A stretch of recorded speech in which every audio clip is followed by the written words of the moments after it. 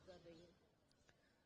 Parliament का ये session बहुत सारे महत्वपूर्ण बिल को लेकर आने वाला है, तो हम यही उम्मीद करते हैं कि भारत के लोकतंत्र का सबसे बड़ा मंदिर और इसमें जो फैसले होंगे वो भारत के लिए और भारत की जनता के लिए बहुत महत्वपूर्ण है। वो सभी फैसले होंगे, स्वस्थ चर्चा होनी चाहिए और काम होना चाहिए। लेकिन विपक्ष 2-3 मुद्दे हैं जिसको उठाने, खासकर अगर एसआईआर की बात करें, आपको लगता है कि एसआईआर का मुद्दा, इकोनॉमी और पॉल्यूशन, इलेक्शन कमीशन, ये कई सारे मुद्दे हैं जिसको उठाने वाली है, इस मुद्दे पर सरकार को गिरना? विपक्ष का जब मुद्दा ही हो कि पार्लियामेंट नहीं चलने देना, तो वो कुछ भी उठा सकते हैं। रही बात एसआईआर की, तो पहले ही बिहार की जनता जवाब दे चुकी है। बिहार में एक भी कंप्लेंट चुनाव से पहले, चुनाव के बाद ये नहीं आई कि हमारे वोट को नहीं डालने दिया गया या हमारा वोट कट गया था।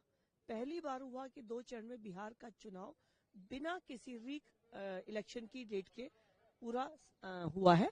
और प्रदूषण की बात, तो पीएमओ खुद इसके ऊपर संज्ञान ले रहे हैं, कारणों की कोशिश की जा रही है कि क्या कारण है।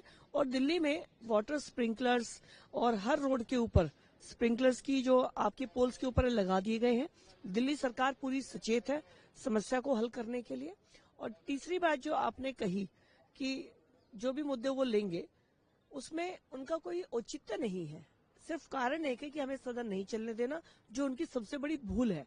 क्योंकि भारत की जनता चाहती है कि आप अगर विपक्ष में हैं तो विपक्ष की भूमिका निभाएं, हर बिल के ऊपर बताएं कि इसमें क्या ठीक नहीं है, बजाय इसके कि हंगामा करके सत्र को डिस्टर्ब करें। एक खबर ये भी है ma'am, Delhi police economy offence wing ने एक फ्रेश एफआईआर फाइल की है सोनिया गांधी और राहुल गांधी के खिलाफ नेशनल हेराल्ड इस मामले में।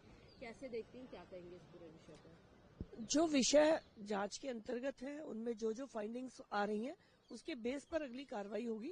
उसमें ये एफआईआर भी एक हो सकती है, और अगर फाइंडिंग्स में कुछ और निकल कर आता है तो ये लीगल प्रोसेस है, जो अपना डिवीजन जिनको करना चाहिए वो कर रहे हैं।